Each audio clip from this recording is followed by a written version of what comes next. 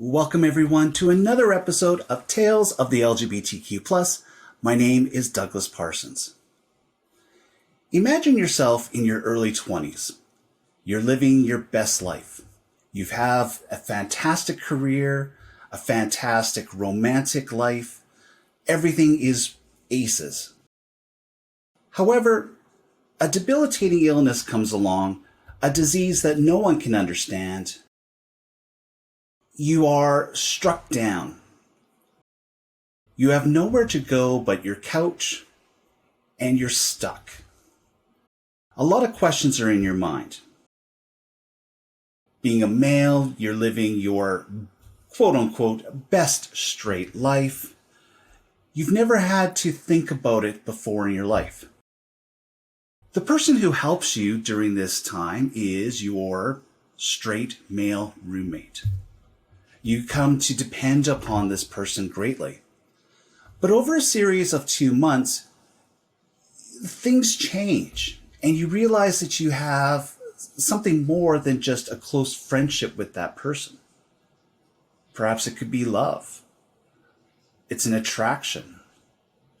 Somehow, you realize that your soulmate is someone of the same sex, and you've never ever had these thoughts in your mind before.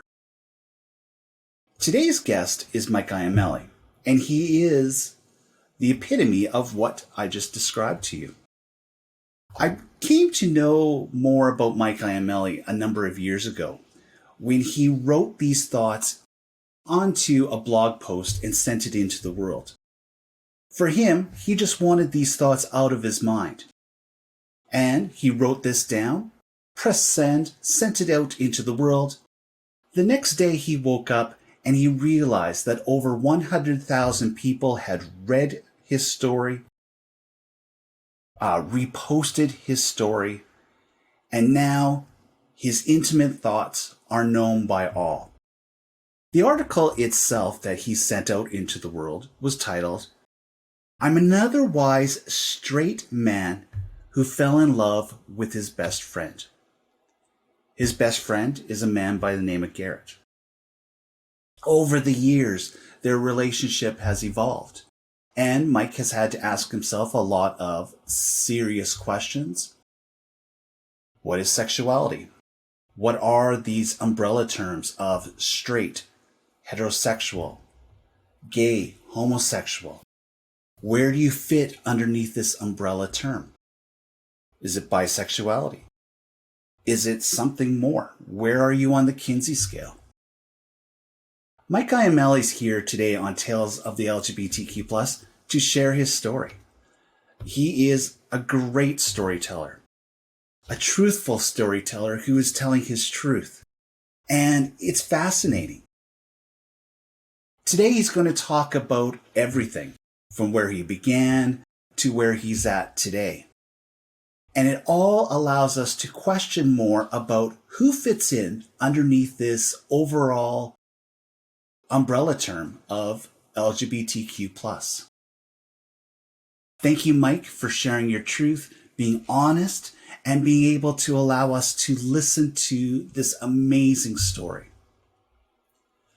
Before we get to Mike's story, I do want to thank the following people: Jody Cuff, Jake Sheffer, Pam Hoffman, and Karen Hoffman, who on a monthly basis are supporting what we're doing here on Tales of the LGBTQ+ with their purchase of virtual coffees. These virtual coffees, which are financial contributions, have been done through the Buy Me a Coffee website. And they've signed on to different tiers that are found within our personal spot on this website. This allows for them access to find out about upcoming guests, allows them to be mentioned, like what I'm doing at the moment. Perhaps in the future, them being able to co-host an episode here upon this podcast, and so much more. This financial support allows us to do the editing, the sound, the mixing, and be able to put this content out. They've done so on a monthly basis, and I thank you from the bottom of my heart. Your love and support is so noted and so appreciated. In addition, you can also provide one-time support on the Buy Me a Coffee website. Dave Gilbert, Scott Bryan, Dwayne Holm, and his brilliant husband Larry have done this as well. In fact, Buy Me a Coffee website has also contributed financial support to this podcast as well recently. Thank you. Whether it's monthly support or one-time support, your love is noted and it's everything. Thank you so much. So, Mike Iamele, here is the story about a man who has identified as being straight his entire life. He's never questioned. All of a sudden now, very much in love with his best friend, the man who came to care for him. Life is interesting. Everything is not black or white, is it? That gray area in between. So let's move within this gray area as we learn to understand more about Mike Iamele and his story. That's today on Tales of the LGBTQ+, and that interview begins right now.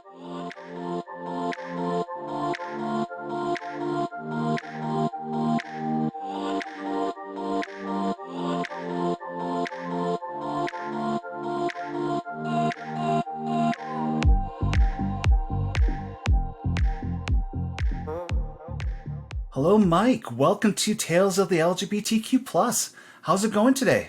Not too bad. Thanks for having me. Well, I'm looking forward to learning more about your story. You have intrigued me with what you have said on social media and in reading your blog and some other stories. And I find your story fascinating, and I believe our listeners are going to do the same. So, Mike, where are you located, and what was your career before you came to this realization about yourself? So I live in Boston, and I worked in public relations. So at the time, when I was 22 years old, I actually started a PR firm with a bunch of executives in the industry, and we worked with a lot of, tech billionaires, celebrities, healthcare politicians, people like that.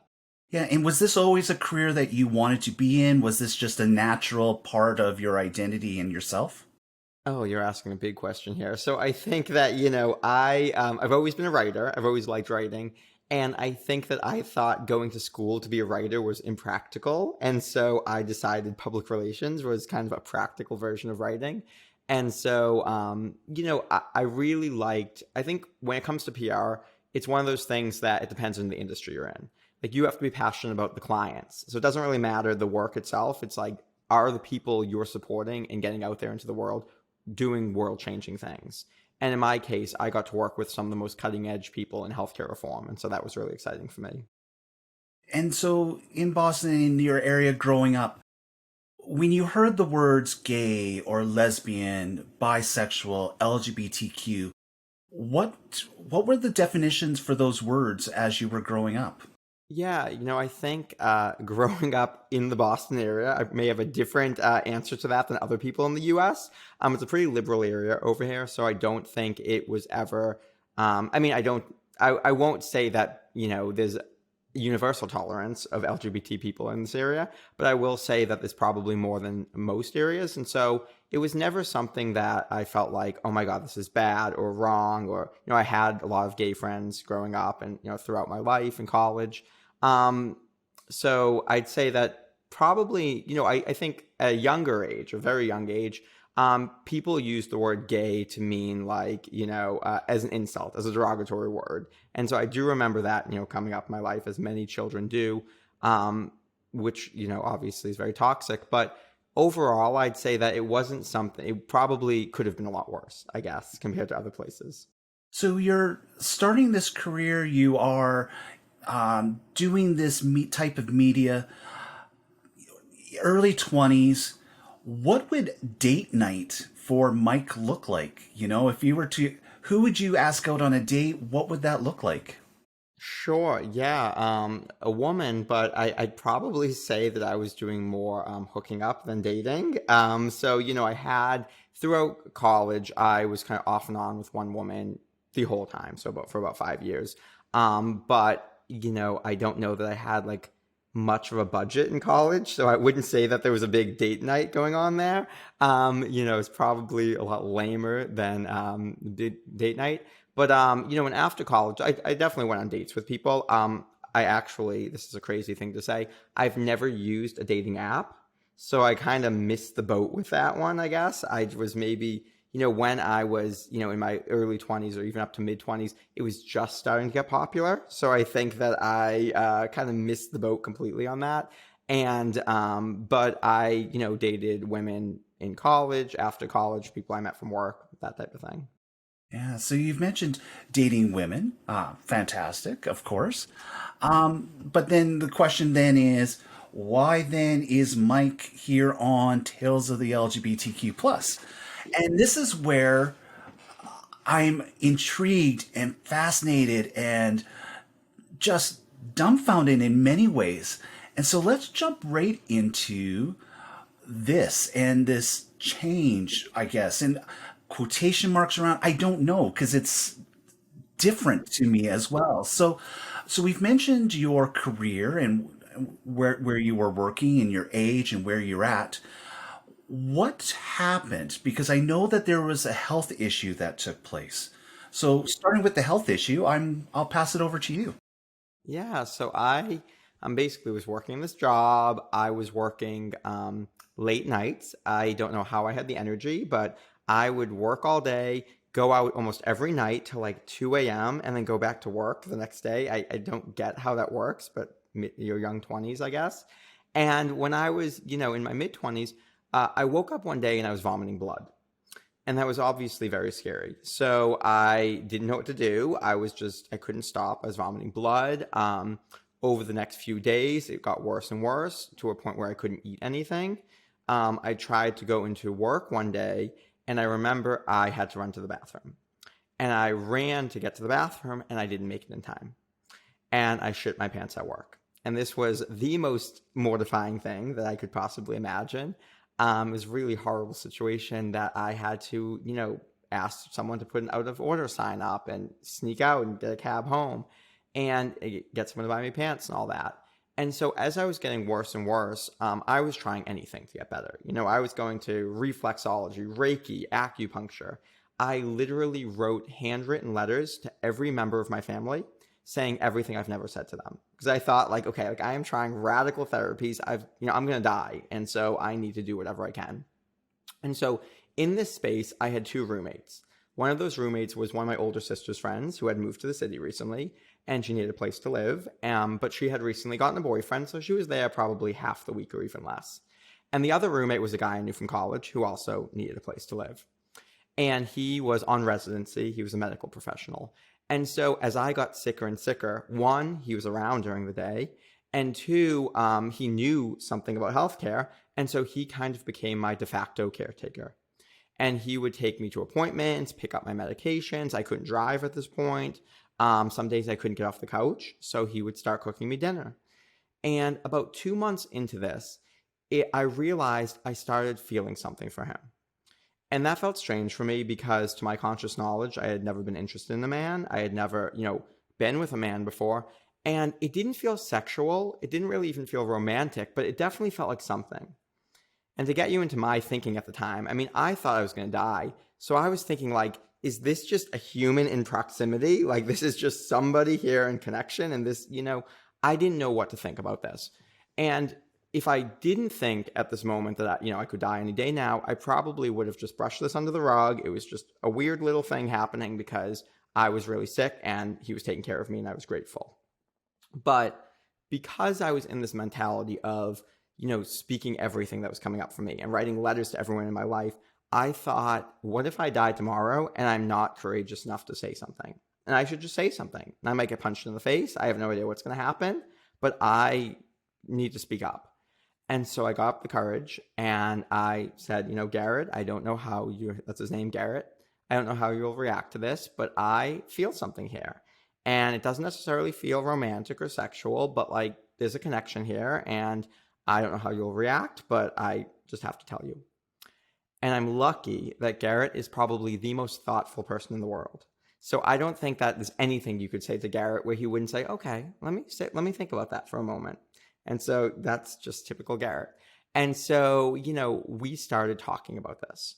And this is a 2-month process that I'm condensing down to a few minutes here. But I remember he sent me this long email after he thought about it. I had sent him one. We talked. And those 2 months turned into 2 years of exploring if a relationship can work. So at this point, we were still dating women. We had an open relationship as we were dating women and exploring, can we have intimacy? Do we need intimacy? Is that something that's going to be necessary? Is this going to just be a polyamorous relationship forever and we're not going to have intimacy with one another? And I remember, like, a lot of people will ask me this. They'll say, Mike, like, it must have felt so natural kissing a person that you were in love with. No, I had never felt facial hair kissing somebody before. It was very uncomfortable. And I remember after we kissed once, we didn't kiss again for months because this wasn't something that I was comfortable with or used to. We used pornography to explore things that we could maybe be interested in or explore, are there any latent desires within us or that potentially could be, without having to physicalize, because that felt safer. With Garrett and all that, how did he identify?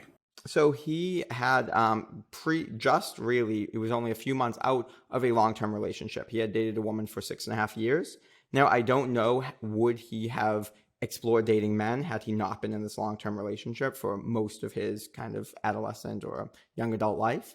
But he, I think for both of us, there was this kind, or at least for me, I can only speak for myself, I've always had this sort of bohemian mentality where I thought, like, if I'm ever interested in anyone, sure, I will. Like, it's not something that I am against. It just never, for whatever reason, happened for me. And so I think that I probably had somewhat of an openness.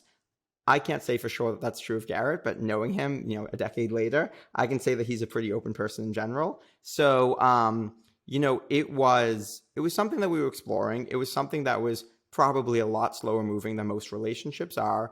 And I remember this moment where we went to a wine event, and a woman kissed him in front of me. And I got jealous.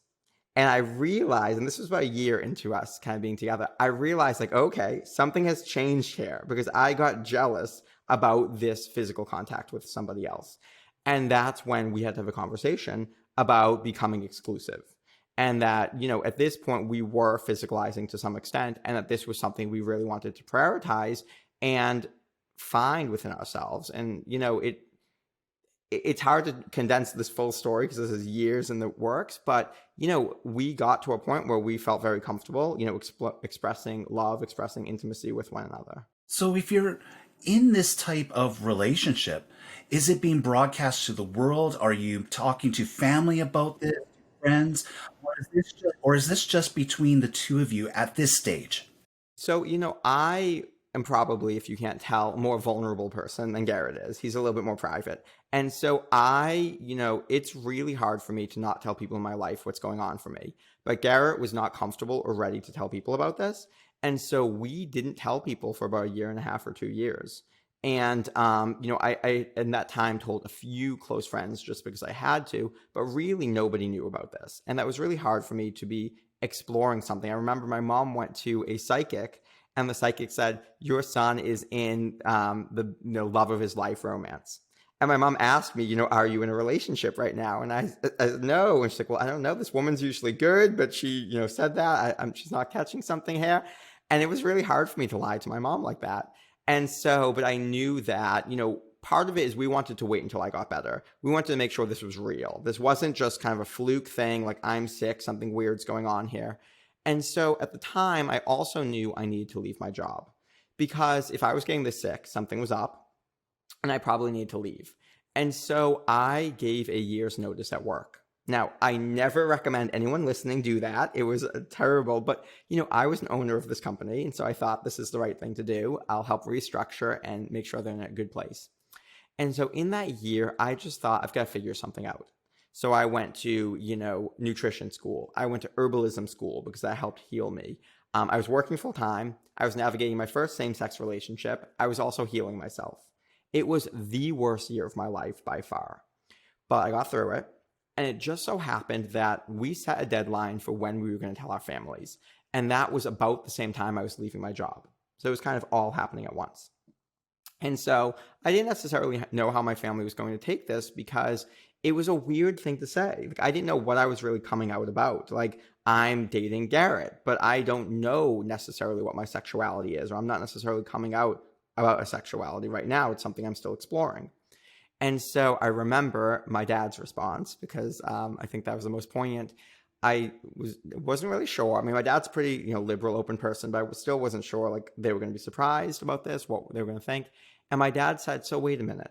So you're leaving your job and you found yourself a rich boyfriend. You are so smart. And I said, okay, thanks, Dad. So it was really nice. Most people were supportive. I'd say there were some people who weren't necessarily, but they got there. And one other reaction that I think you'll like is my grandmother. Now, my grandmother is, 89 years old. She is from Italy. She only knows Italians. She, for most of her life, only knew white, Catholic, straight Italians. That's the only people she knew in her life. And so for my dad to even marry a Jewish person was blasphemous. Like, this already was a big deal. And so my dad was really nervous about telling her this. And the reason that he had to tell her this is because Garrett and I bought a 1-bedroom condo. And so we couldn't say that we were just roommates at this point. We bought that condo. And Boston's a very expensive market, as you might know. And so my dad told my nonna in Italian about this. And her reaction was, they paid what for a 1-bedroom? And so she kind of was over it and didn't really care. She said, you know what? I see on the TV, the world is different, whatever. So that was really great. And so this was, a point at which only close friends and, family knew, but really the wider network of the world didn't know. And so there I was. I started my own business. I was doing this myself. I didn't love being an herbalist. And I thought, you know what? I'm a writer. That's what I do.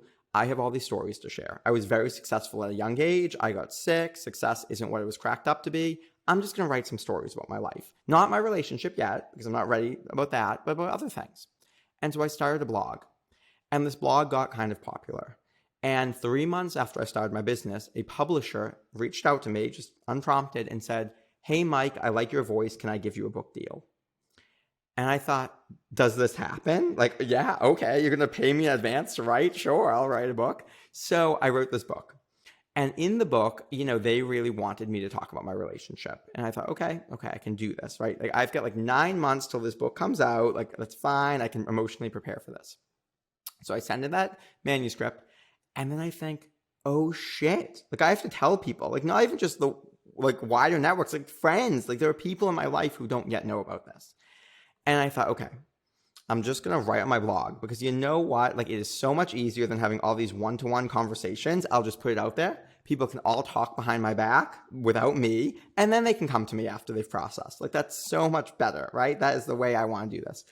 And so I wrote this thing on my blog. And, the next day, a publication I was writing for said, hey, Mike, do you mind if we pick this up from your blog? We really like it. Can you just add a few details?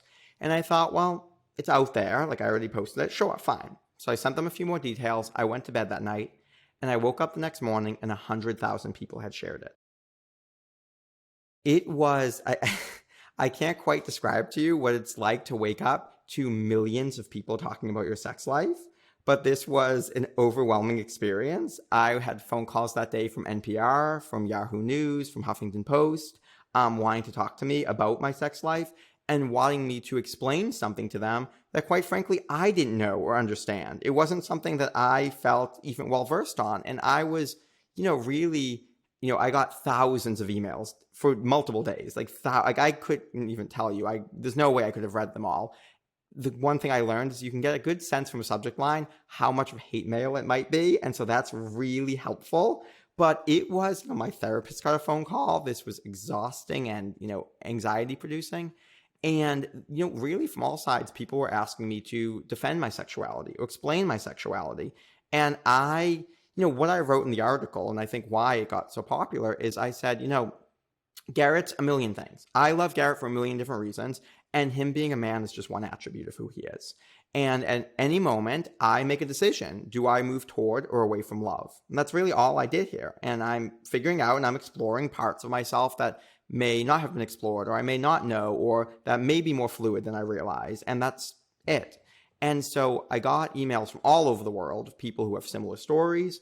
I got, so interestingly, people in my personal life, who I would never reveal their names, but many people wrote about potential same-sex attraction they've never explored, and they don't feel like that this is something that they would ever, want to physicalize, or doesn't feel like a strong attraction, but they just wanted to talk about this and talk about fluidity in general. And so it was really fascinating to me.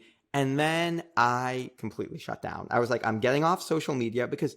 So here's the thing. I'm terrible at social media to begin with. I'm getting better, so trying to change that one. But, at the time, this was early in Instagram's days, I think, and not as many people had Instagram as today. And so I didn't really know what Instagram was. However, I'm really big into scavenger hunts, and I take my scavenger hunts seriously. And so Goose Island hosted a scavenger hunt in Boston called the Wild Goose Chase. And to be a part of it, you had to have Instagram because you got extra points if any time you went to the wrong bar, you had to show a sad selfie. So a really sad face of like. And so my only thing, so all these people are flocking to my Instagram now, and there are just 20 pictures of me looking really sad. And that is all that my Instagram had. And people are just writing all these messages like, where are the sexy photos of you and your boyfriend? This is what I came for. And, so it was really strange. I'd never used Garrett's name at the time. I never used his, last name or information, but people were finding him on social media. We had people even physically stalking him. Like, things got really strange. And somebody was writing a play about us. There is actually a fictionalized version of our story in a book out there somewhere. So it got to be a lot. Now, this was 7 years ago, so I'm much more comfortable talking about almost 8 years ago. I'm much more comfortable talking today. But, it was something that I just said, I'm getting off social media and I don't want to do interviews about this. And now I'm kicking myself because what's that NPR interview, like Money, Sex, and Taxes, or Money, Sex, and whatever it's called? They wanted to interview me with this. Now I think, oh, that's a really cool show. I should have been on that show. But at the time, it was so overwhelming. I just had to kind of shut it down. You mentioned a few times the word fluid. 7, 8 years ago, was that really talked about a lot with sexual fluidity, especially when it comes to males? I know we talk about Kinsey scale and women are referenced a lot, but you don't hear a lot about men with Kinsey scale or fluid. But is that something that you were able to find information about on the internet or through books at that time? Quite frankly, not really. I think part of why that article blew up is that people wanted to have a conversation about this. People were hungry for this conversation, and exploring, all things fluidity, bisexuality, pansexuality, just really talking about this in ways that these topics may not have been talked about. And now I'm grateful, and I am back on social media, and I'm amazed at how much things have changed in the last 7 or 8 years. So I am really amazed to watch the conversations and what's been going on. But I remember, at the time also, not only could I not get a lot of information, but I was really, at this time, so uncomfortable already talking about my sexuality, and people are asking me very invasive questions about very specific things, and clearly fantasizing about me. And not only that, but really, sexualizing any picture I posted. And so I, at the time, was already, I didn't feel like I was the most attractive person to begin with, and I began to shut down, and I began to really dislike my body.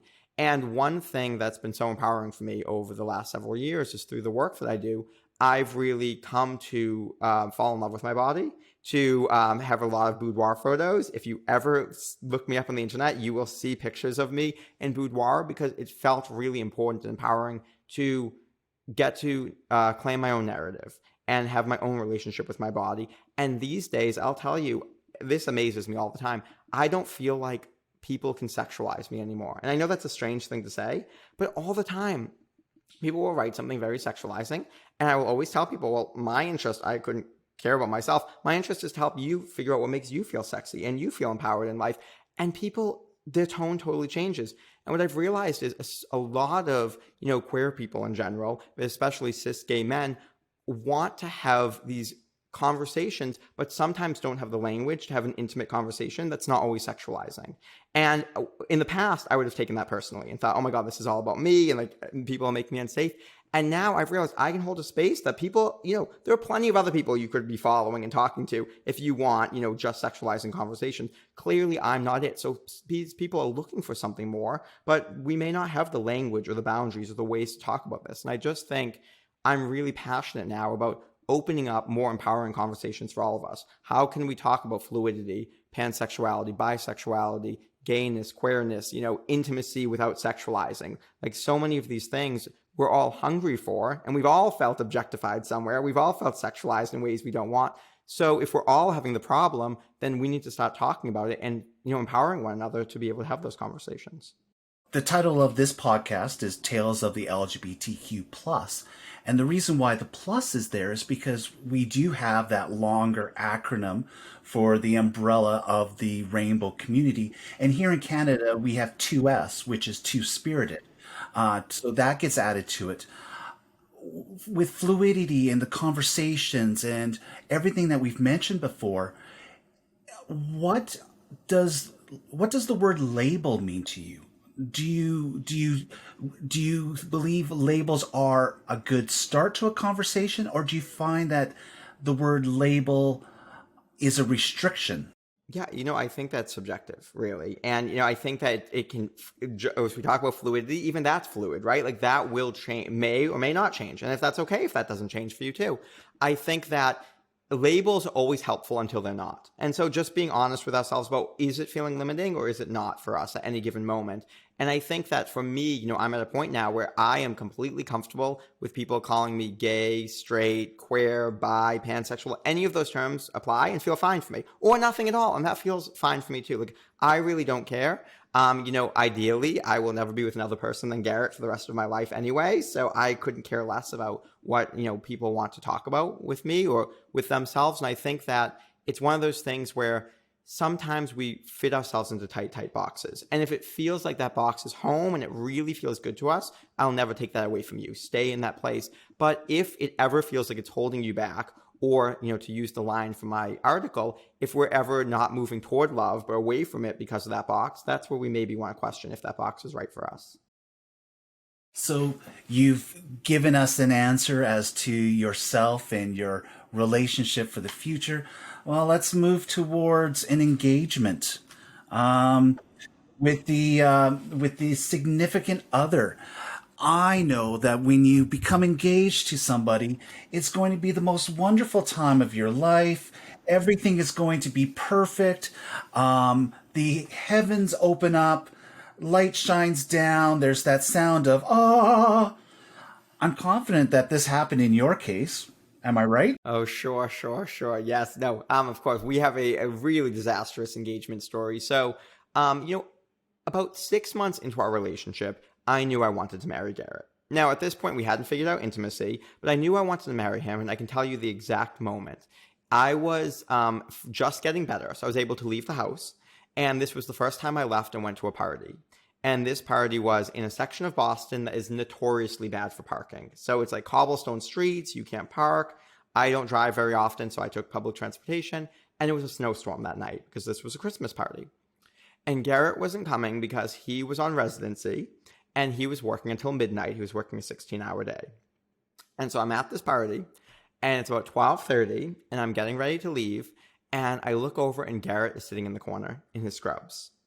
And I looked over, and I thought, like, why? Why are you here? So I asked him, like, what are you doing here? Why would you work 16 hours today? You are in scrubs. Like, you're obviously not feeling, good and, like, party attire.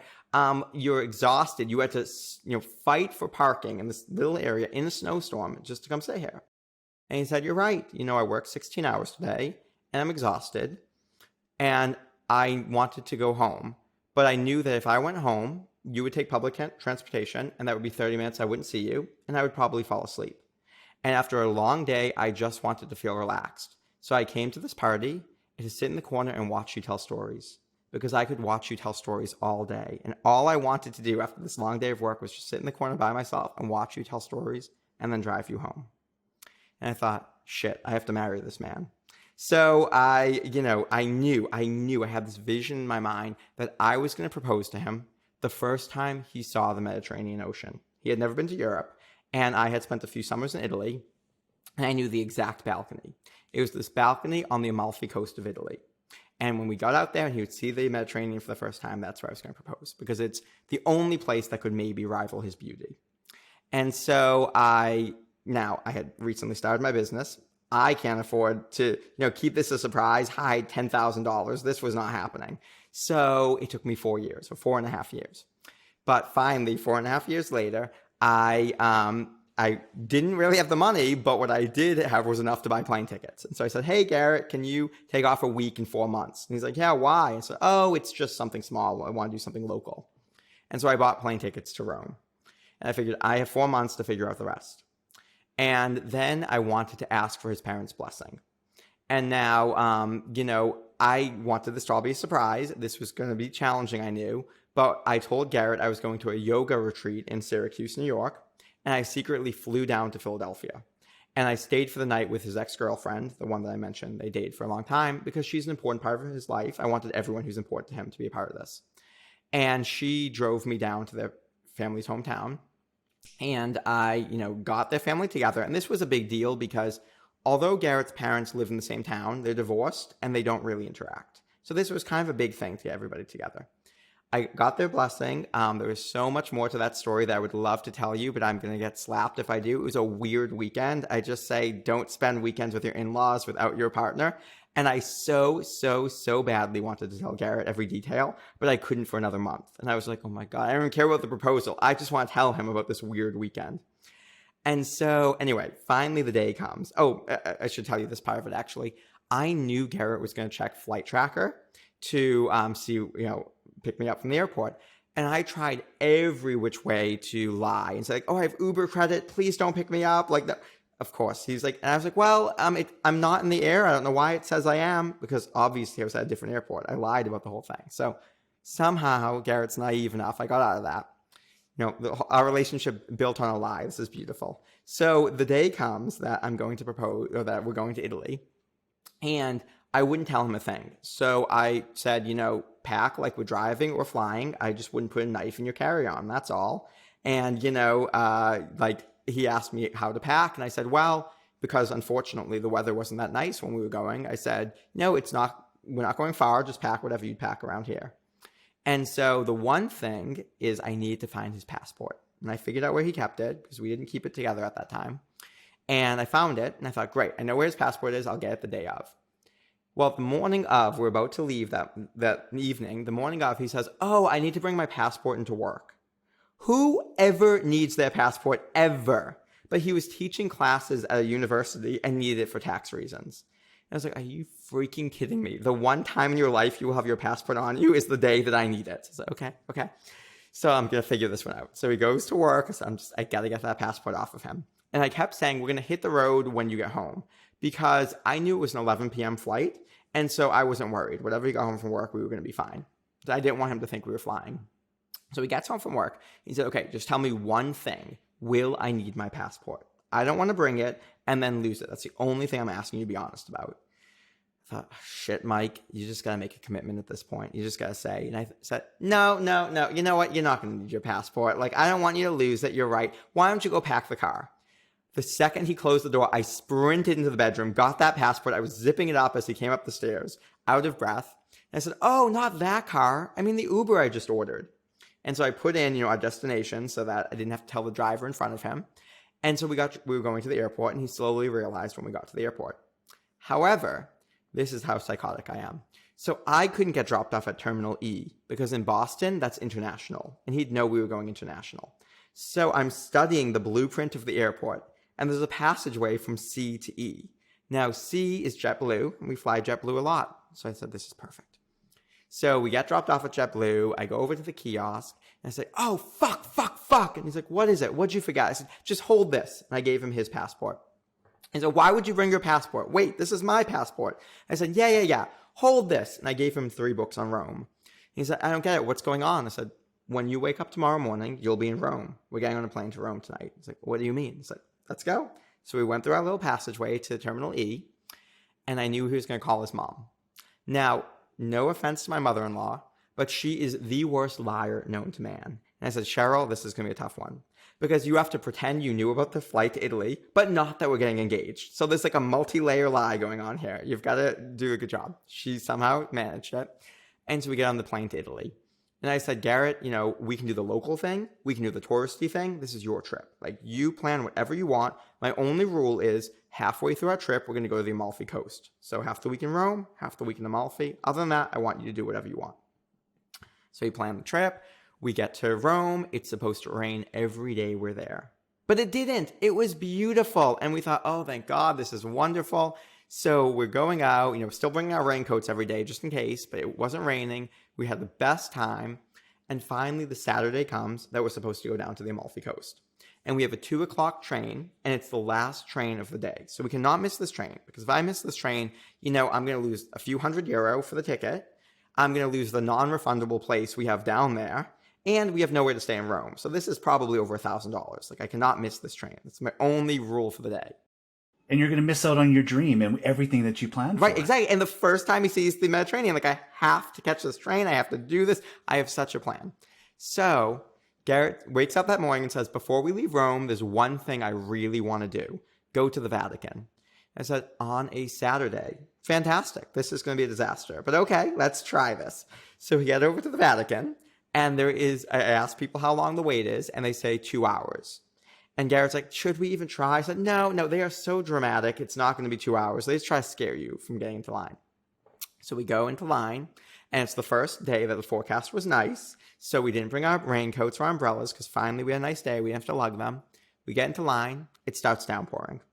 So now it is raining on us so hard, and I have to pee now. And I'm sitting in this rainstorm, having to pee, can't leave line because I do not want to lose out on this. And Garrett's getting hungry. And I'm saying that, it's like, okay, it's going to move.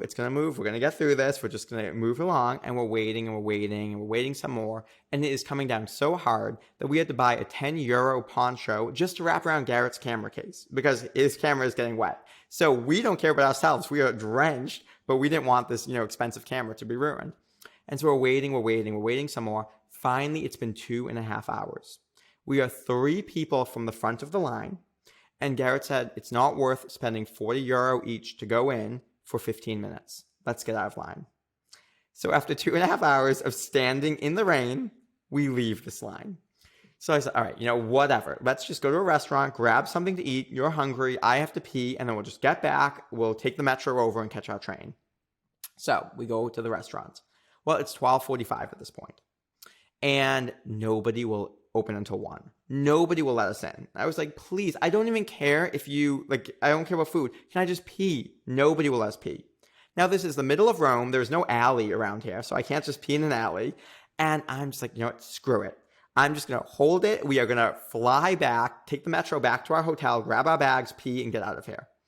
And so I go over to the metro station, and there are people standing around the stairs in the rain. And I said, why would people be out in the rain? So I asked what happened. And they said there's a huge delay between these 3 stops. They were the only stops we needed. I said, oh my God, we can't even take the metro back. We have to now walk home. We just speed walk as fast as we can to get back to the hotel because I cannot miss this train, right? We have now an hour to get back and catch this train. And we have to walk across Rome. So we've got this map that is disintegrating in our hands from the rain. We are trying to read street signs that are etched in Roman letters into stone in the buildings, so you can hardly see them. And long story short, the Tiber River turns a few times, so it can be a little confusing to remember which side you're on. The bridge we wanted went one way. The bridge we took went a different way. We are now further away in Rome from our hotel. And I have to pee so badly at this point. It's still raining. I can't sit still. Garrett's hungry has turned to hangry. So he's starting to get angry at this point. And I am just thinking, fuck this. I'm not proposing today. I have spent 4.5 years planning this. I have spent, thousands of dollars on this thing. I put so much effort into this.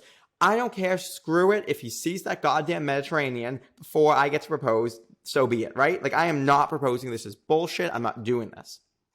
And we stop bickering. And I'm just thinking, this is not the proposal I wanted. This is a disaster. And so before I left, a friend of mine who's Hindu told me to pray to the Hindu God Ganesha. It's the god who looks like an elephant. And because she said, this god is the placer and remover of obstacles. It's the guardian of thresholds. There's something that feels significant here. So she sent me a prayer, and I read and did the prayer that she had asked me to and forgot all about it. So I'm in the middle of Rome right now, forgot all about it, so pissed off about the situation.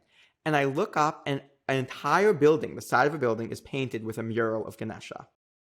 And I think, okay, obstacles here for a reason, pay attention. Something's going on here, Mike. So I, long story short, I remember this piazza. Garrett remembers that one. We find our way back. Now we've got maybe 20 minutes to get to the train station. So I run in, I pee, we zip down, run over to the metro station. We have all of our bags now. And we bought weekly passes because they were cheaper. So I put mine in, I go through the turnstile. Garrett goes to put his in, and he says, oh shit. It was in my front pocket, is disintegrated from the rain now. Says, okay, I can't get back through. It won't let me back through now. But I am yelling to him at a busy Roman train station, one of the busiest in the whole city, on a Saturday. No one's helping an American. So I'm yelling to him how to get the machine from Italian to English so that he can buy another ticket.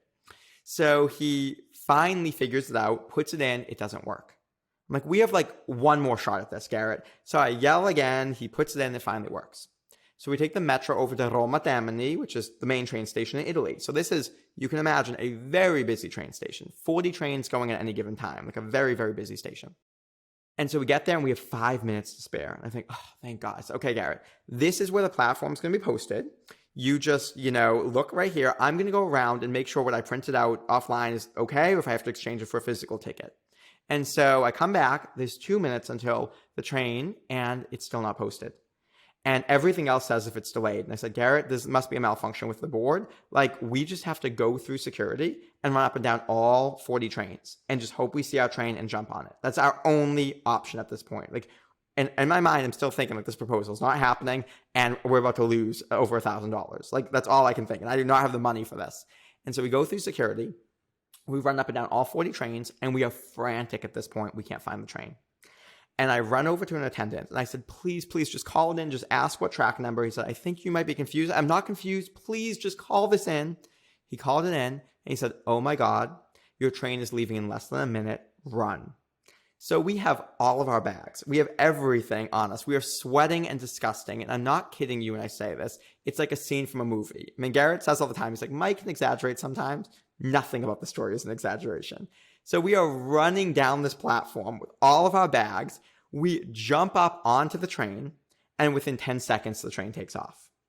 So I am now sweating. I am breathing heavy. I am exhausted. We haven't eaten. I am miserable at this point. And my only thought is, fuck this. I'm not proposing today. And then Garrett looks at me and he said, it's so weird. For everything that went wrong today, you would have thought we would have turned on each other. But we didn't. We worked together as a team. Isn't that weird? And I thought, shit, now I have to propose today.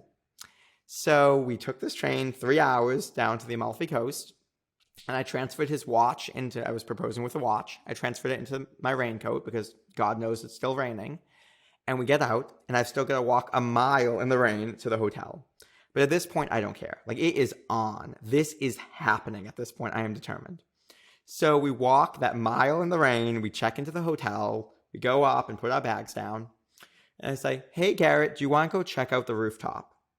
Now, who in their right mind would want to check out the rooftop in this rainstorm right now? But Garrett, as open as ever, is kind of yeah, okay, I guess so. So we go out to the rooftop. And I said, hey, Garrett, go check out that castle in the distance that you can't see. And oh my God, there's the Mediterranean Ocean. And just as he goes to turn around, I get down on one knee. And I figure at this point, I am just winging it because everything is shot to shit. I have no plan. Everything I've planned is gone. So I'm just going to wing this thing. And so we turned back around and I said to him, Garrett, I won't lie to you. I woke up this morning and I planned on proposing to you. And then everything went to shit. Everything that could have went wrong. And I thought, fuck this. I'm not proposing. I have spent thousands of dollars. I have spent years of planning. I'm not doing this. I have one shot at this and I'm not wasting it today, right? I have one shot. Why would I waste it today? And then everything did go wrong and we started working together as a team. And I realized I don't just have one shot at this. I have a million shots at this Because every day for the rest of my life, I just wake up, I ask myself if I'm still game to do this, and I ask you to love me.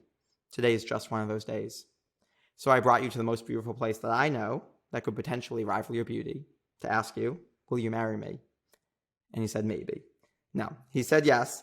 And I pulled out of my pocket a picture of me and his mom that was date stamped, and it said Cheryl approved. And I was finally able to tell him about that weird weekend down there. Ah, absolutely brilliant. I love hearing these stories. And so you are married today, are you not? We are married today. We've been married for 3.5 years. You can't rival that at all.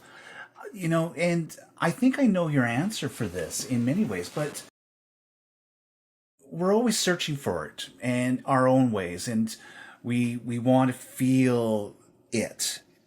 But what is love in your definition? Yeah, it's a really good question. To me, love is a sense of homeness, a sense of home, a sense of, for me, I've got particular work. So for me, it looks like vulnerable and being able to be zany and free and unmistakable and successful and aligned.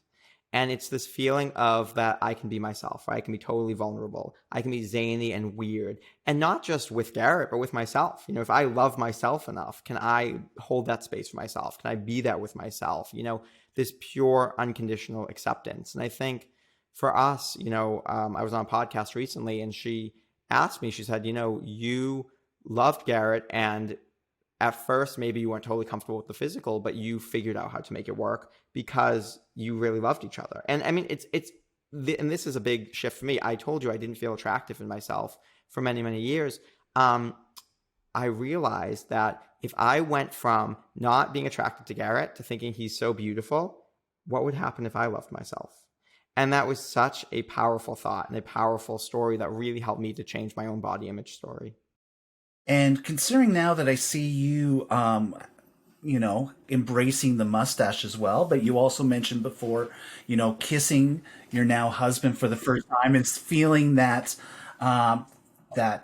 facial hair. How do you feel about facial hair today? I mean, I feel fine about kissing it. That is, a decade later, I'm comfortable with it at this point. But, I think that Garrett probably looks too much like a baby without it. So I'm glad that he has a full beard. Always, always. It's your story just hits so many different beats in the head. And I know when I was growing up, the labels were gay, straight. And when someone was bisexual, it always seemed to be a holding period for them. So before they had to make that decision, at least that was what my mental capacity was at that time. And I think for many years, I added to that bi erasure that takes place when we put down or we eradicate other people's experiences that are not 100% this, 100% that. And what I love about the last 10 years especially is that groundswell of conversation and vocabulary and mindsets changing or at least being challenged. And your story does challenge a person with our preconceived notions of what being part of this rainbow community is. And that's a good thing. That's a good thing. And, it opens up my mind in so many different ways that I appreciate. And it's stories like this that adds to that conversation. That's a big, long preamble on my part, just to ask you a simple question. The Mike of today, if you were to have a conversation with the 21-year-old self, so before your health changed, before you met your now husband, if you had a conversation with that 21-year-old self, what would you say to him? Gosh, lots of things, but specifically around this topic, I think just don't be afraid to explore, and whatever feels right to you is right in the moment. And that might change and that might grow and that might evolve. And so to never be afraid to explore. Even if you have to question previously held beliefs about yourself, that's literally what growth is, right? Growth is just constantly questioning beliefs that we had before that kept us static or stuck and saying, hey, wait a minute, maybe what I'm feeling now doesn't match up to that. Maybe that's an identity I've taken on rather than a true feeling I have right now. And so I think just embracing life is really what that means. To me, that's just life is going to surprise us and challenge us, and a whole bunch of crazy things are going to happen to us, and our mood is going to change and our desires are going to change, and to not be afraid of ourselves. I think so often we're afraid of parts of ourselves that don't align with the story of who we think we are, or who we think we're supposed to be. And that can create so much stress and anxiety for all of us.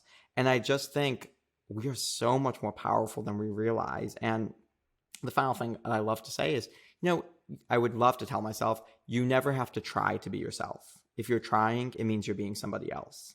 And so those spaces that feel effortless, go after those. Mike, where can people find out more information about you with your writing, with your career, with what you're doing right now, especially with the body positivity? Where can we find more of that information? Absolutely. So you can go to my website at Iamele.com. And if you are interested in mapping your own sensitivities, which I know we didn't talk much about today, but really understanding those things I talked about, like free and vulnerable, and understanding why I'm in love with Garrett, why this work feels good to me, we have a free download. So you can just go to Iamele.com/map, M-A-P. And finally, I am just back on social media. So pull me out of my shell, hang out with me. We're having some really fun conversations about body image, sexuality, identity, and confidence over there. That sounds fantastic. You mentioned your last name being Iamele. In Canada, though, we say the word a lot when it goes to everything. That's the stereotype. So perhaps today's Mike Iamele. I love it. I'll take it on. I'm all about the dad jokes, so it's all good. It's all good. Thank you very much for taking the time and talking to us and adding your story to this podcast and the multiple different stories that we're trying to tell. And so thank you very much for sharing your story today. Yeah, thanks for having me. On behalf of Mike, I want to thank all of you for listening today to this episode of Tales of the LGBTQ+. My name is Douglas Parsons, just reminding you to always be good and please text when you get home. Until next time.